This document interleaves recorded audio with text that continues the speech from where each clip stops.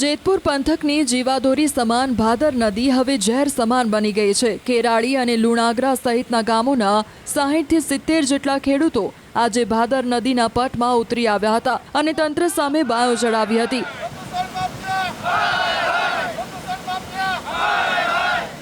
ખેડૂતોનો આક્રોશ એ વાતનો છે કે છેલ્લા 40 વર્ષથી તેમના બાપ દાદાઓ આ પ્રદૂષણ સામે લડતા શહીદ થઈ ગયા, છતાં તંત્રના પેટનું પાણી હલતું નથી।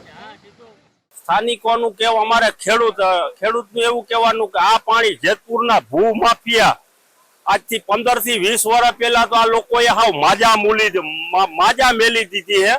ખુલ્લે આલમ ભાદર, સૌરાષ્ટ્રની મલિકોટ પેલો નંબર ભાદર 1, આની નીચે ડેમ છે, આ ડેમમાં હાવ માજા મેકી દીધી છે અને રાત ને દિવસ આમાં કેમિકલ છોડવામાં આવે। આ કેમિકલ ચીપરામાં પણ જામી ગયો છે। નથી ઢોરને પીવા મળતું કે નથી કોઈ પશુ પક્ષીને પીવા મળતું કે નથી કોઈ સિંચાઈની માલિકો ખેડૂતને એમ કે ગાય આધારિત ખેતી, તો આમાં ગાય આધારિત ખેતી કઈ રીતે કરવાની? ગાય આધારિત ખેતી કરવાની તો આ કેમિકલ થી ગાય આધારિત ખેતી, તો આ કેમિકલ થી બધો મોલ પણ બધો નષ્ટ થઈ જાય છે અને જીપીએસસી બોર્ડની જવાબદારી હોય છે કે આ કેમિકલ પાણી છોડાય છે તો એ લોકો અહીંયા આવીને ખાલી સેમ્પલ લઈ જાય છે, કાં તો જેતપુર બેઠા એમ કહી દે છે કે આ પાણી અમારું નથી। તો આ પાણી તમારું નથી તો આટલે કે વરસાદ નથી, તો આ પૂર જેવો નજારો રાત ને દિવસ આ કેમિકલ અહીંયા ગામડાઓમાં પણ રહી શકાતું નથી। આ એવડું કેમિકલ પાણી છોડવામાં આવે છે। ઉલ્લેખનીય છે કે ખેડૂત આગેવાનોએ ચીમકી ઉચ્ચારી છે કે જો આગામી 10 દિવસમાં પ્રદૂષણનો કાયમી નિકાલ નહીં આવે તો ભાદર નદીના પટમાં અથવા જીપીસીબી કચેરીના ગ્રાઉન્ડમાં જ ઉપવાસ છાવણી નાખવામાં આવશે અને જલદ આંદોલન પણ કરવામાં આવશે।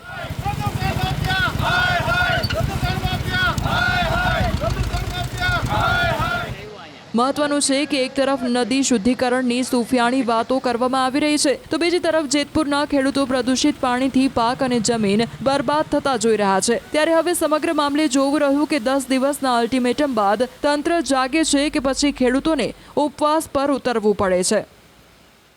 જીપીસીબી કાર્યવાહી કરી રહ્યું છે। 13 તારીખે આપણે એની તપાસ કરી હતી, 15 તારીખે કરી હતી અને હમણાં પણ જોયું છે કે જે નગરપાલિકાનું મેનોલ ઉભરાતું હતું એ હજી ઉભરાય છે। અમે નગરપાલિકાના ચીફ ઓફિસરને ફોન ઉપર ટેલિફોનિક જાણ કરી છે, એના સેનિટરી ઇન્સ્પેક્ટર જાણ કરી કે આ તાત્કાલિક કામ બંધ, પાણીનો જે ફ્લો છે એ બંધ કરાવો અને એસટીપીમાં બધું પાણી ડાયવર્ટ કરીને ટ્રીટ કરો। જેતપુર પાસે આવેલ કેરારી ગામ પાસે જે ભાદર નદી છે તે ભાદર નદીમાં છેલ્લા 35 વર્ષથી આ સમસ્યા છે। પ્રદૂષિત પાણી, કેમિકલનું પાણી માફિયા દ્વારા ઠલાવવામાં આવે છે।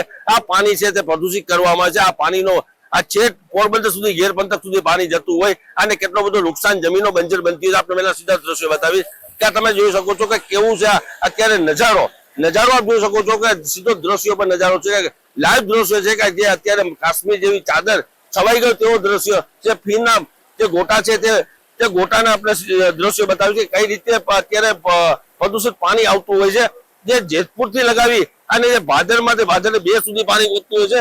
અનેક વાર તંત્રની રજૂઆત કરવા છતાં કોઈ જાતની કાર્યવાહી કેમ કરવામાં નથી આવતી, એક મોટો સવાલ છે।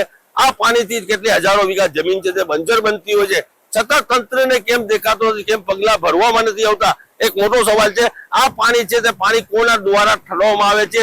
આ પાણી જે પ્રદૂષિત પાણી, કેમિકલ યુક્ત પાણીથી ચામડી અને કેન્સરની ભયાનક બીમારી થતું હોય છે, છતાં તંત્રને કેમ દેખાતું નથી, એક મોટો સવાલ છે।